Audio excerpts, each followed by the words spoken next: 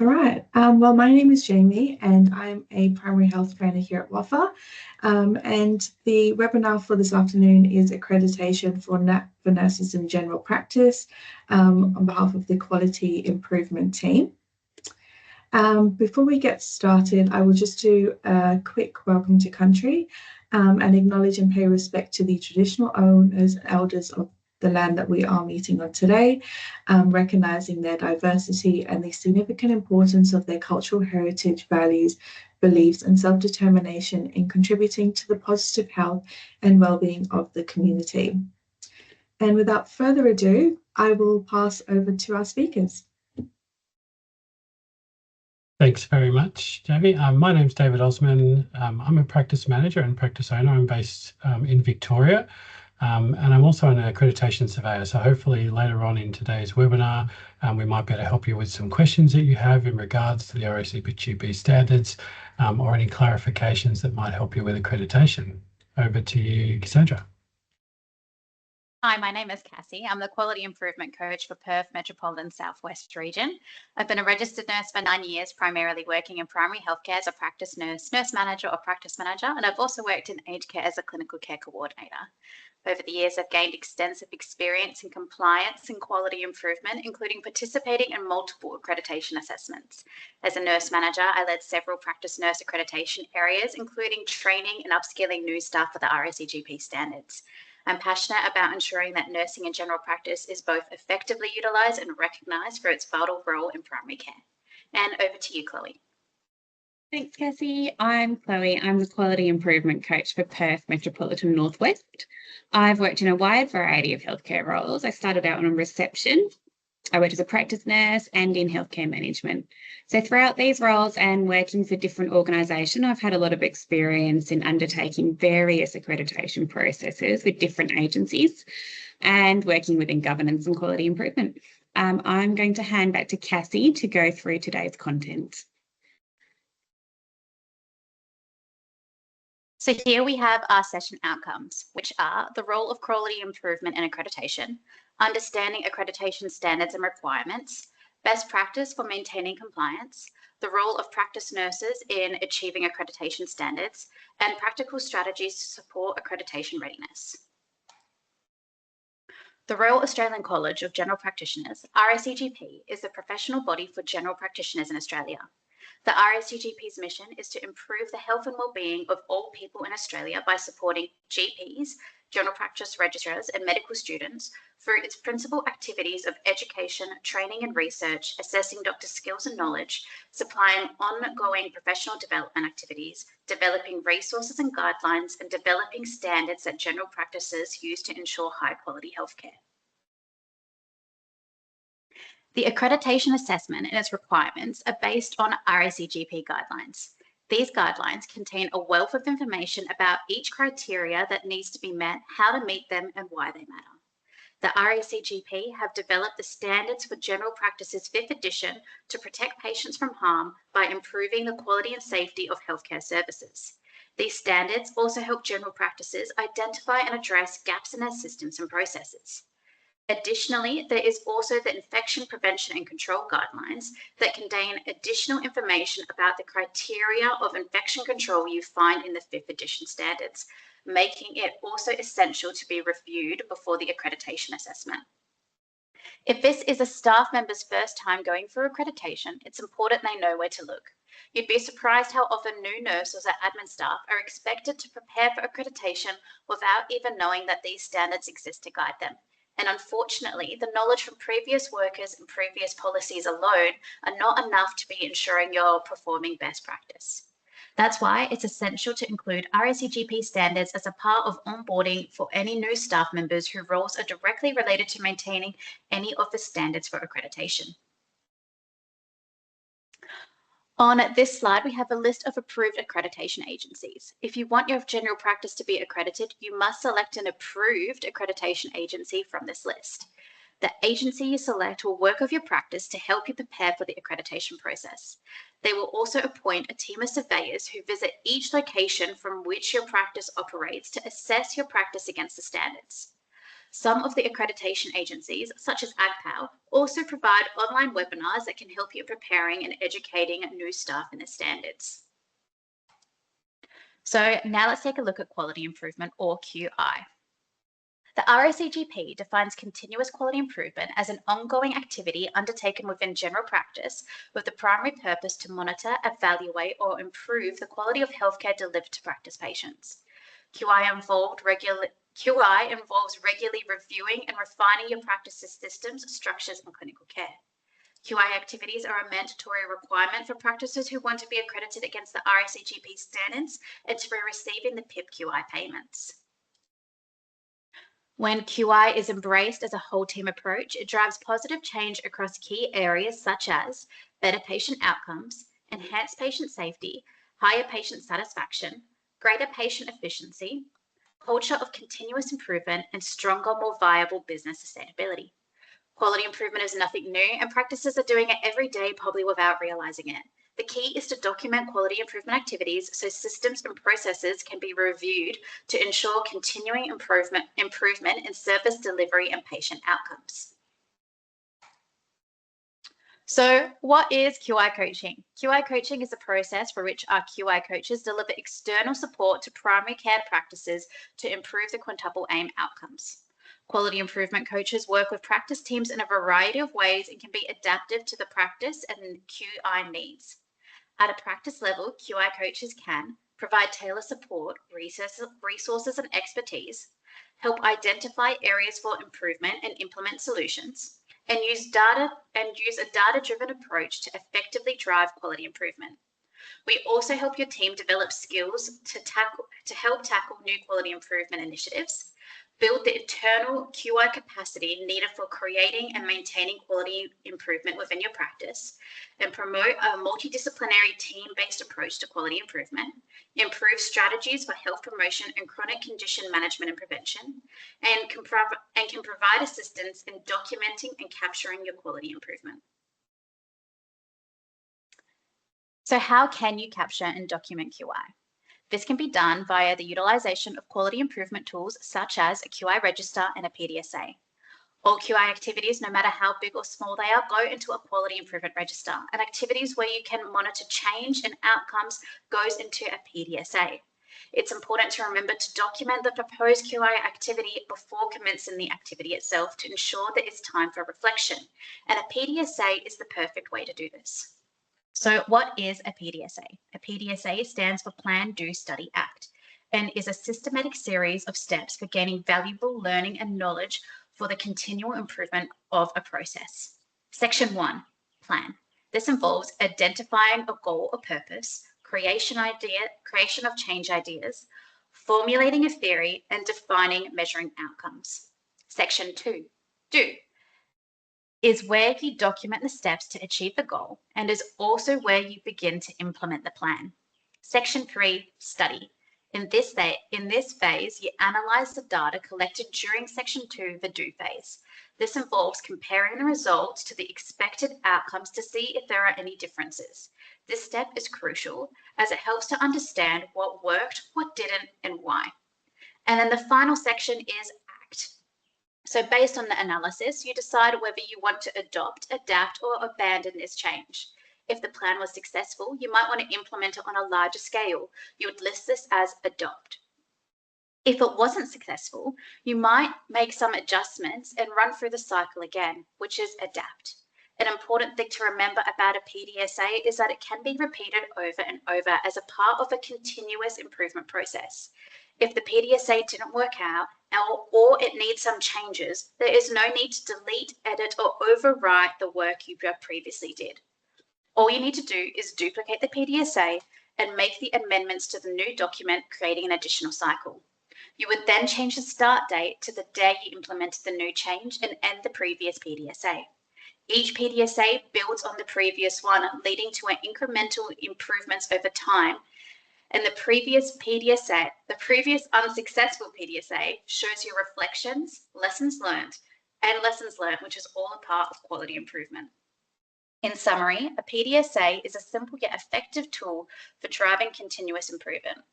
By planning carefully, implementing thoughtfully, studying the results, and acting on what you've learned, you can make meaningful and sustainable improvements in your work. So why are we talking about quality improvement as a part of accreditation? Well, aside from it being one of the compulsory criteria required for accreditation, quality improvement is a core component of the RACGP standards because it demonstrates the practice's commitment to ongoing learning and better patient outcomes. Any work done to improve or maintain areas of your practice in line with the accreditation standards can be and should be documented in your quality improvement register. For example, have you implemented a new policy? Have you implemented new equipment? Have you conducted an audit? Have you acted on patient feedback?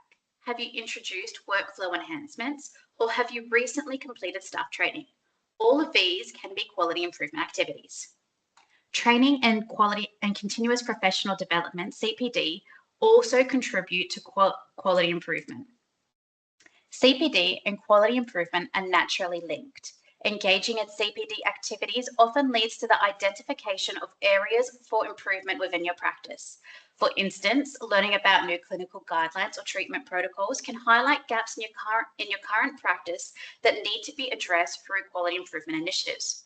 Quality improvement activities, in turn, provide practical opportunities for healthcare professionals to apply their CPD learnings.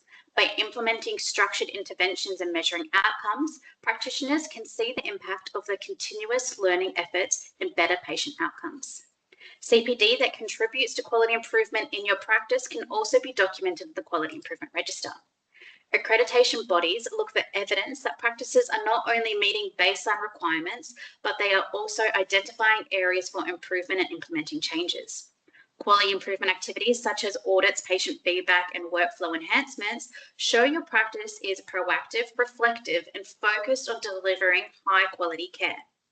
Embedding quality improvement into everyday practice helps ensure that standards are not just being met during accreditation, but sustained long-term.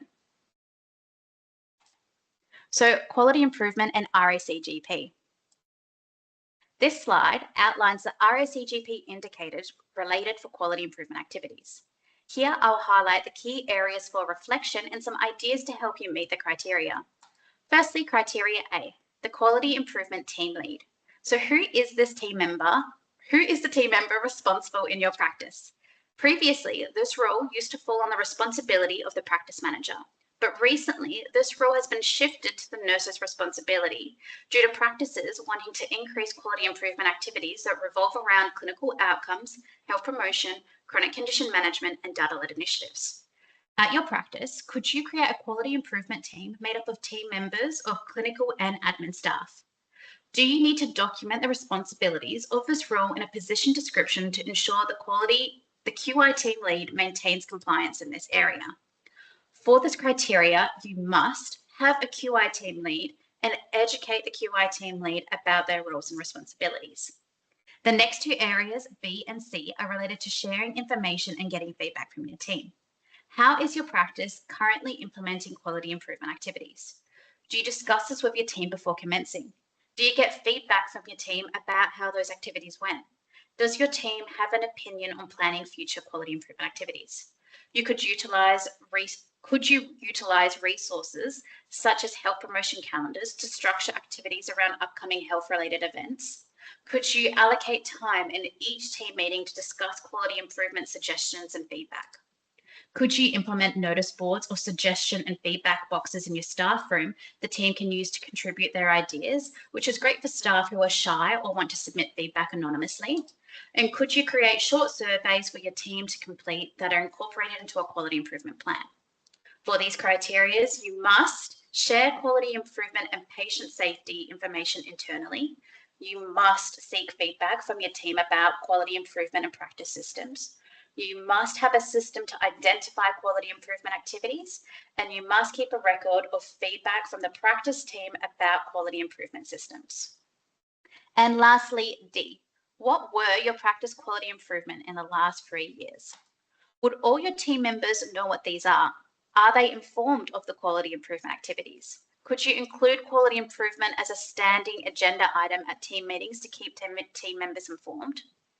Would all team members know where to find your quality improvement register? Is your QI register clear enough that anyone would be able to read it and know what activities were done without prior knowledge? For example, instead of listing flu vaccine in the register, which is quite vague, you could list something like SMS is sent to eligible patients to book for flu vaccine to improve vaccination rate. For this criteria, you must keep records of quality improvements made to the practice or practice systems in response to feedback, complaints, or audits, and be able to describe areas of your practice that they have improved.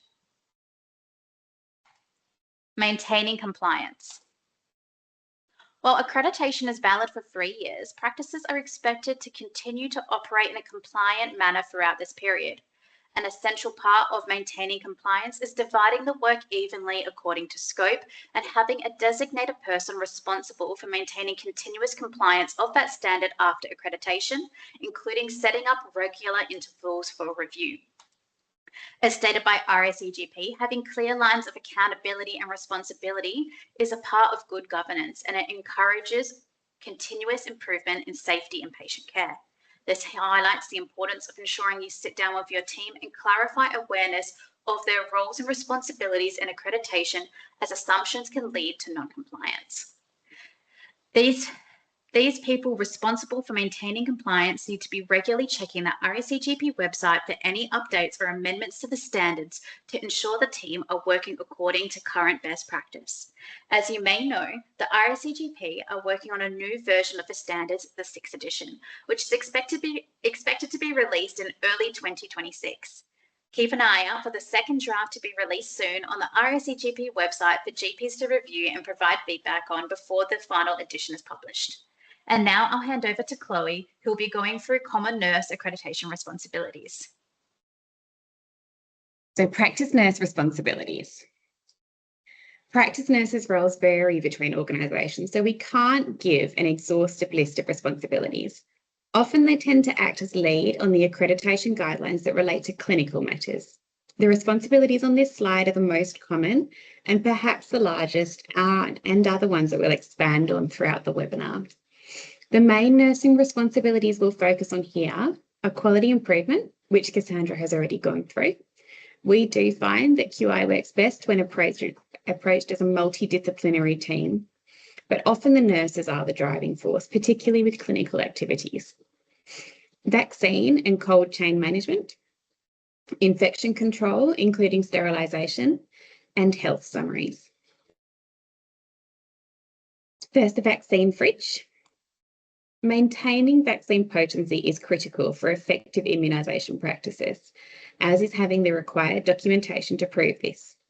This slide highlights criterion GP 6.1 in the RACGP standards, which you must always refer to when addressing anything for accreditation. However, we'll try to translate some of these into plain English a little here. So GP 6.1a, our practice has at least one team member who has primary responsibility for cold chain management in the practice. The team member identified by the practice is often a lead nurse or nurse manager. The practice should ensure that this designated person is educated about cold chain management, which you could do by referring to some of the WAFA material or other webinars available on our website, contacting the WAFA immunisation team directly, or completing an online course. This person should also know where to find the RACGP standards, the guidelines such as Strive for 5, and other relevant documentation as per any local guidelines. All other members of staff at the practice must be aware of who this person is, and often a sticker is used on the fridge with the person's name, as well as the person being named in the policies. And the practice must have a process identified to transfer the cold chain management when the identified person is unavailable. GP 6.1b is about ensuring compliance with national and local guidelines. All staff involved in cold chain management will need to be able to access a copy of the guidelines. And the online copy is best to ensure that it's always the most up-to-date copy. And ensure that the practice vaccine management complies with these. The responsible member of staff must also ensure that up-to-date cold chain management policies and procedures for the practice are maintained. GP 6.1c is there to ensure that a practice can demonstrate correct storage of the vaccines. The practice policy should be shaped by local guidelines on how it will maintain accuracy and accountability for correct storage, including the process for ordering new vaccines and looking after the cold chain throughout the process, and ensuring that this process is continuously reviewed. At WAFA, we do have a specific immunisation team who are able to provide education directly to practices on cold chain management, as well as on other aspects of immunisation. Please reach out if you'd like to get in touch and we can connect you. And we've also put a link in this slide to a previous webinar hosted by our immunisation team that goes into far more detail on the cold chain management process. Infection control. Infection prevention and control is critical in any clinical setting, and this slide outlines the key responsibilities of practice nurses in maintaining infection control in their practice. To make you aware, in addition to the standards, the RACGP also has specific infection prevention and control guidelines, which you will need to be able to access and refer to in establishing your practice policies and procedures. We will hold off on going into sterilisation and go into that specifically on the next slide. GP 4.1a, our practice has at least one clinical team member who has primary responsibility for infection control. This includes coordinating the prevention and control of infection, coordinating the provision of an adequate range of sterile equipment, which can be reprocessed or disposable. Where relevant, having procedures for reprocessing or sterilising instruments on-site or off-site, and ensuring there is documented evidence that this reprocessing is monitored and has been validated. Safe storage and stock rotation of sterile products and waste management. I'm going to comment on this standard and GP 4.1b and 4.1c listed on this slide together, as there'd be some repetition otherwise. Basically, what these standards are saying is that at least one clinical team member needs to be responsible for preventing and controlling infection. And much like for the cold chain process, this is usually the lead nurse or nurse manager.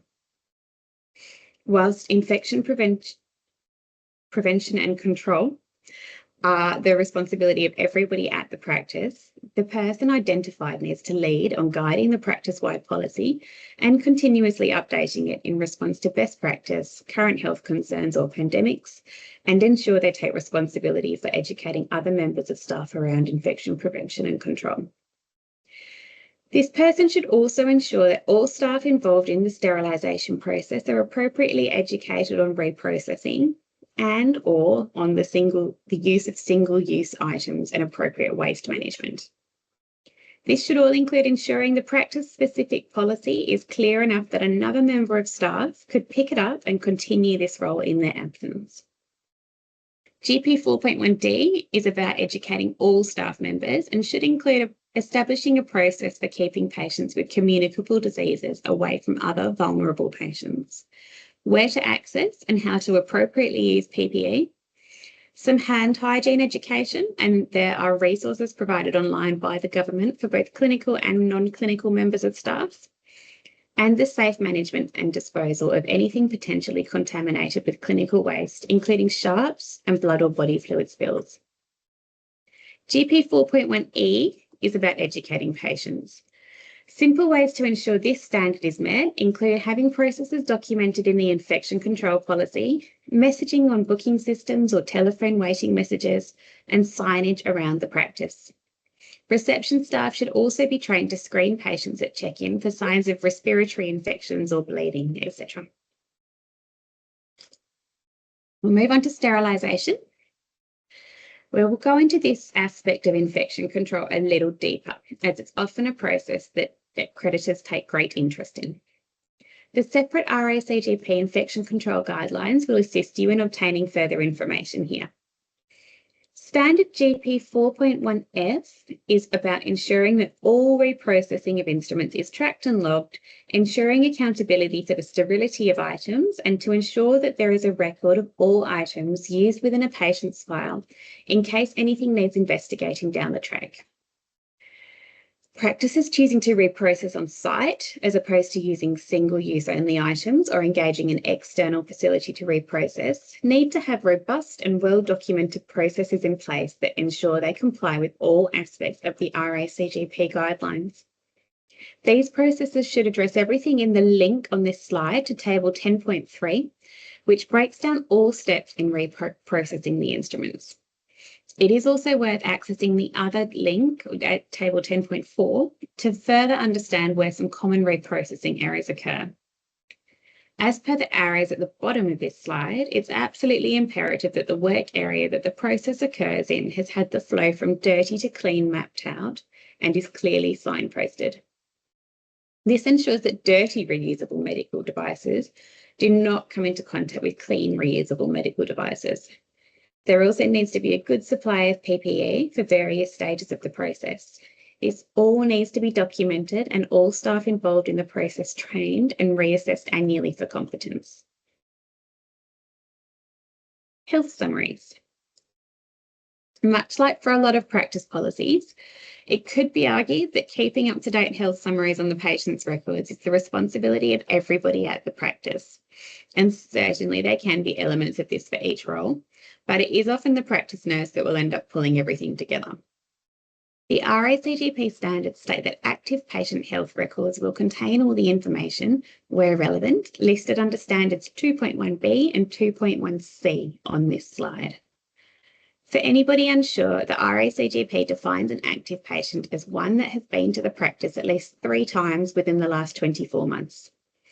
Keeping the practice data clean, archiving patients who do not fit the criteria of an RACGP active patient is a QI activity we often recommend, as it assists with ensuring that practice data and therefore these percentages reflect the current demographic and population needs of the practice.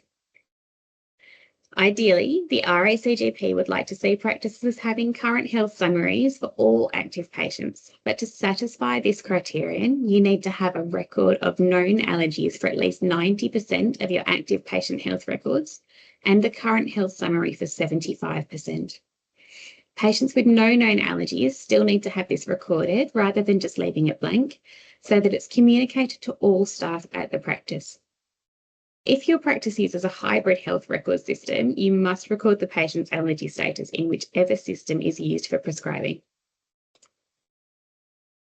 Now, updating these health summaries and improving the quality of the data is obviously a great quality improvement activity, and one that we find most practices are already implementing in some way.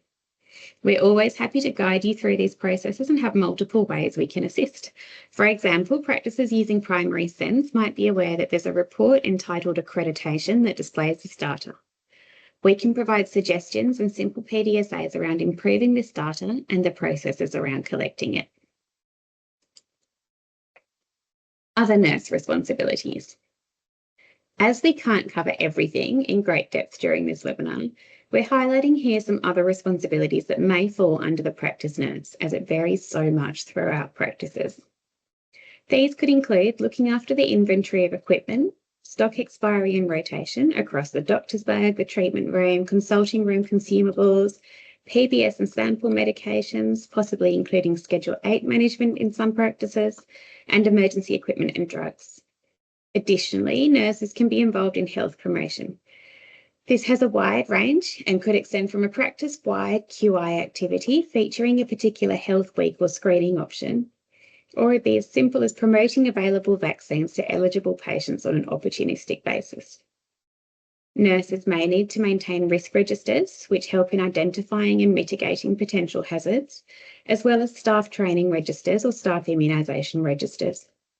Additionally, they may be responsible for the development and continuous updating of clinical policies and procedures. Results and recalls are fairly standard practice nurse responsibilities, and the procedure at every practice is different. Practices are frequently required to demonstrate good understanding of their recall procedure during accreditation. You can book a one-to-one meeting with a QI coach for specific guidance on your practice if we've glossed over a particular topic of interest, or we would also love to have your suggestions on topics to help shape future webinars if you'd like any of these subjects to be covered in greater depth. WAFA QI coach support. As always, our dedicated team of quality improvement coaches are available to assist you in establishing and enhancing QI in your practice. We're happy to provide one-on-one support for your practice around identifying quality improvement activities based on your data within complexity reports. Please do reach out with the contact details on this slide. I'm now going to hand over to David from AgPal to speak about some feedback and lessons learned. Thanks very much. Some really useful information there, and I'm sure that will prompt a number of questions from those on the line. I guess we just wanted to share with you a little bit of data which is quite useful in considering your accreditation journey. As mentioned earlier on, we're currently talking about the 5th edition standards that the RACGP is responsible for, but the Australian Commission on Quality and Safety is essentially the regulator who's responsible for overseeing the accreditation process. And they share a lot of data on a regular basis about what has come up through accreditation processes, all of this data collected by accreditation agencies when they undertake assessments. And I guess the key things that are here that are quite useful for us to understand are some of the areas where indicators are most frequently not met. And that gives you a bit of an example of some of the things that are really worth focusing on when you're going through your pre-accreditation journey, particularly with some of the not met indicators around documentation, because when you go through an accreditation cycle, obviously there are many quality improvement activities that you can undertake. And often some of those things can be resolved through the accreditation process quite easily with suggestions or ideas, which can be potentially addressed on the day of the accreditation visit if required, or in the short time following that. However, there are some areas that will require a bit of work, and so it's useful to be really considerate around those indicators that are potentially not met on a frequent basis. And I think it was touched on earlier on about health summaries being one of those key things. We see often that's probably in the top percentage of things where practices need to work on documentation. Obviously, during an accreditation cycle and a survey visit, the GP surveyors that are assessing this are looking at a sample of medical records. And so it's a good idea for you to go through that process before accreditation to understand where there are. And some of those examples of things like the report that was mentioned before through Primary Sense or other tools can give you a bit of an indication of where your practice is at. But that's often something that could require a bit of work.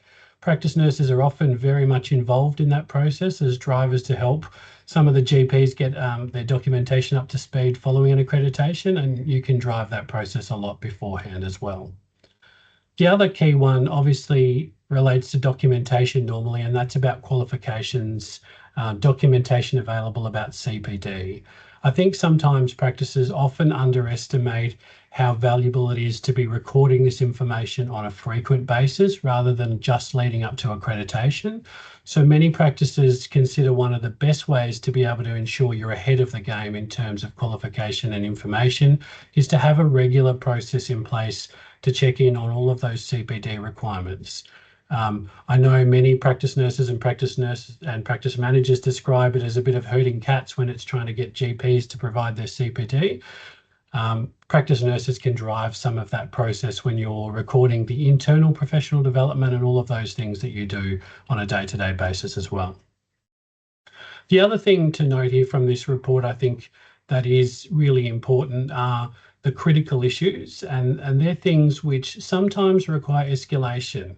Now, keeping in mind, this is a very small percentage of practices that actually require escalation from the process. But since the Commission on Quality and Safety have been involved in accreditation now for the past few years, there are a few things like infection prevention, vaccine potency and safe use of medicines where if there is something that comes up through that accreditation, it may require some sort of formal reporting of that.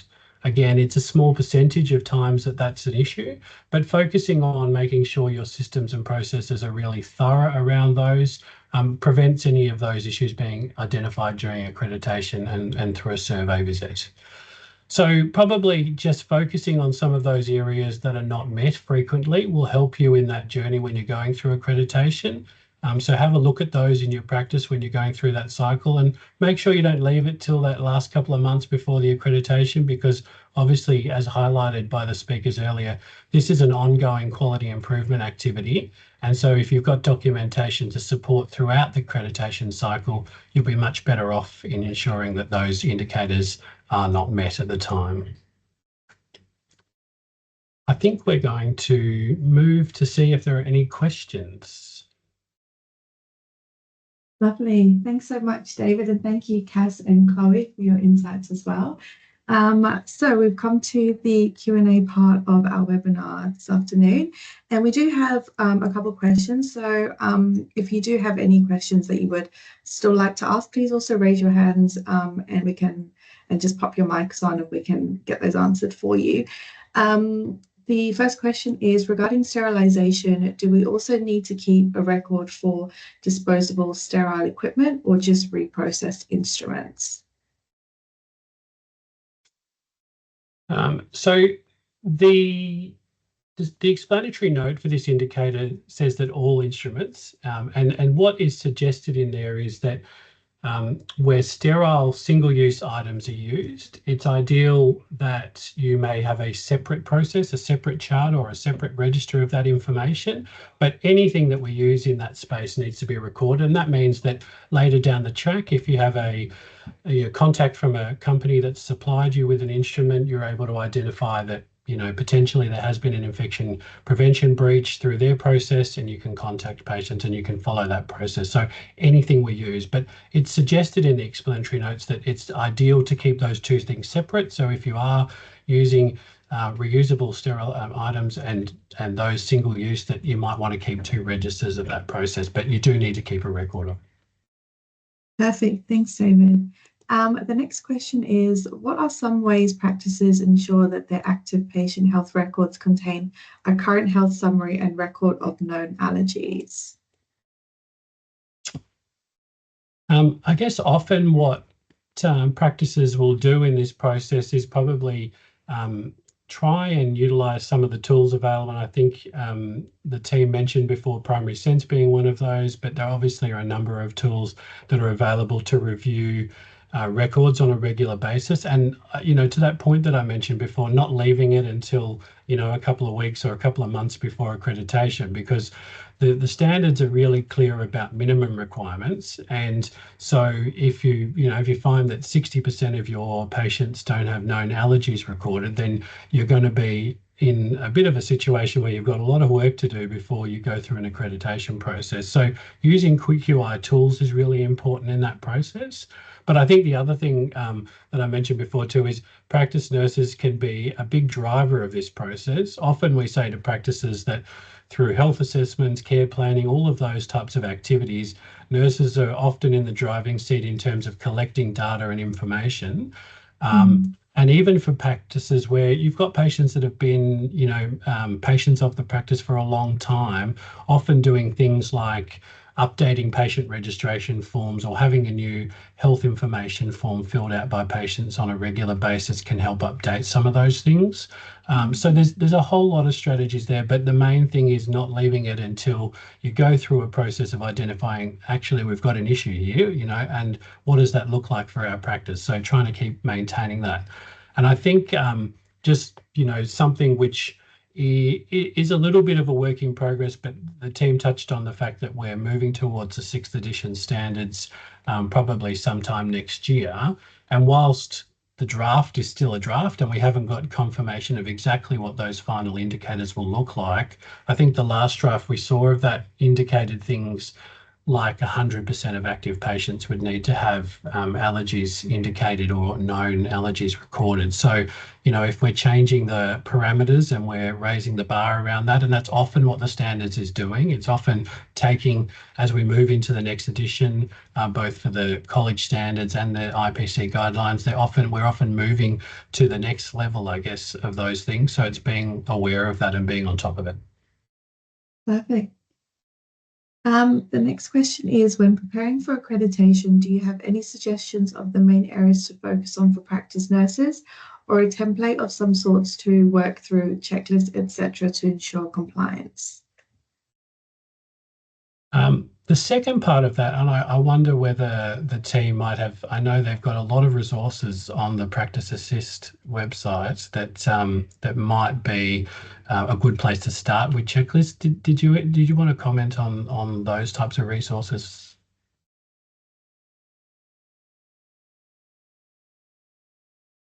So, did you want to go, Chloe? That's fine. Okay, so it is fully dependent. So every practice has the nurses do a specific area, and not everything is exactly the same. So we definitely can help you make some resources if you need them as a checklist, but there is so many available online already. Just keeping in mind that just because it is on the checklist doesn't mean that is necessarily your responsibility, and you always want to clarify with your practice manager if that is your responsibility when it's coming to accreditation.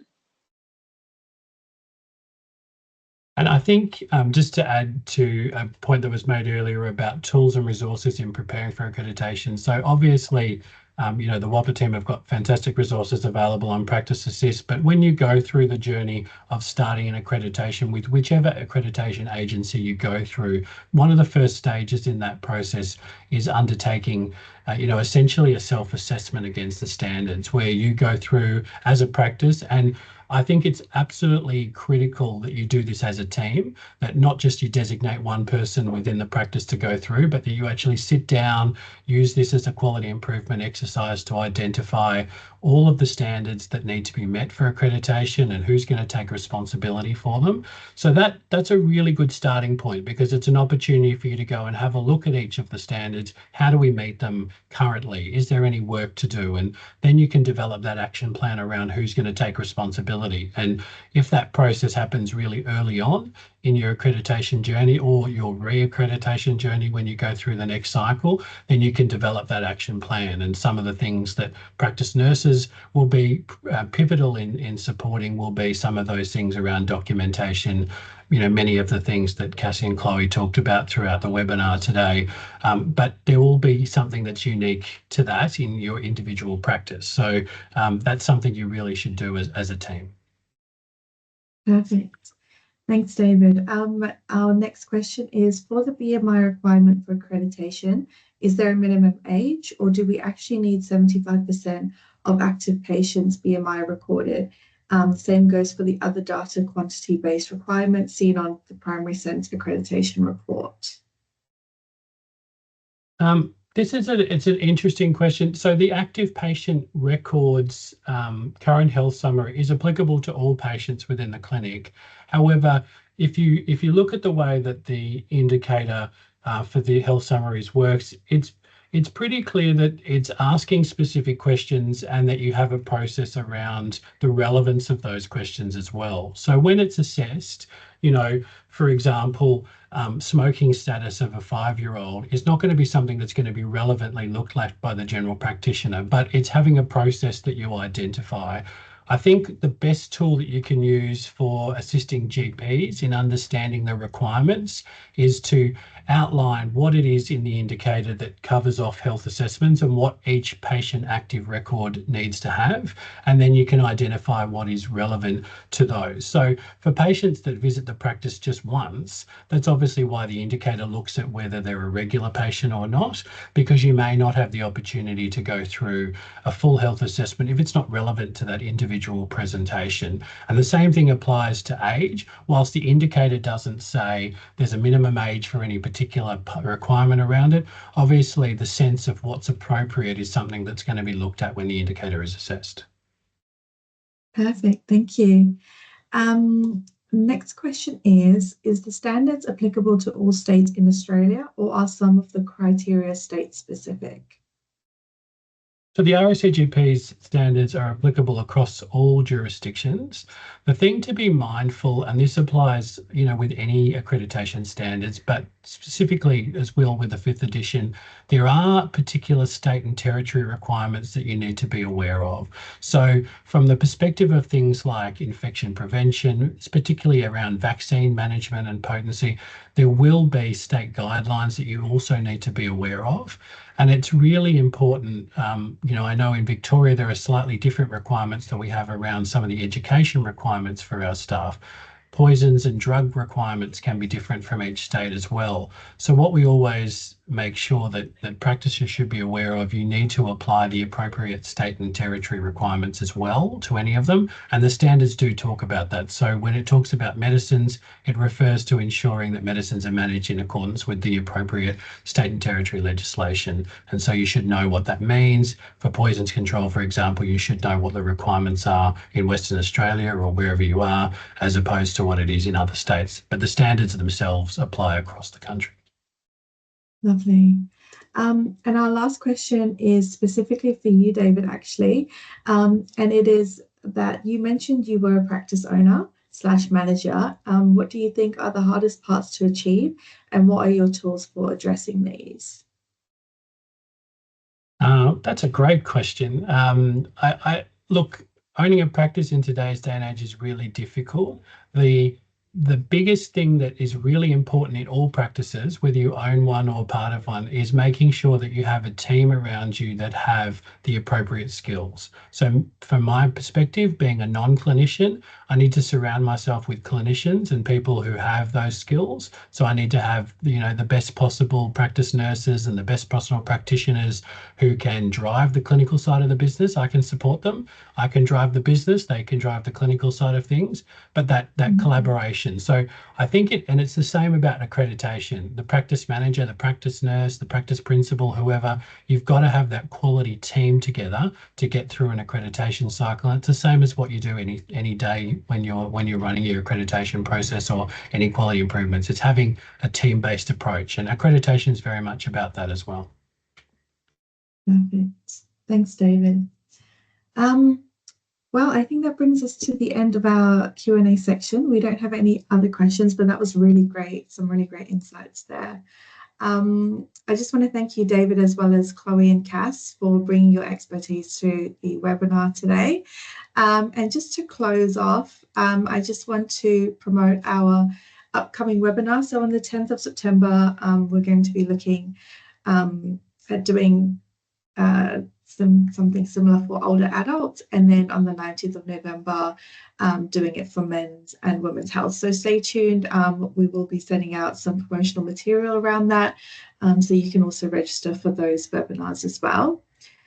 And on the screen is also a QR code. So if you have found today's webinar helpful for your practice and you've been able to take out some really great information to apply, we would like you to also scan the QR code and fill out our feedback survey. If you also have some things that you would like to see from us in the future or any areas for improvement, we'd love to hear any feedback you have around that. So please just take the time to scan the QR code and complete the feedback survey. And on behalf of myself and the team, we thank you for joining us this afternoon, and we hope you have a great day.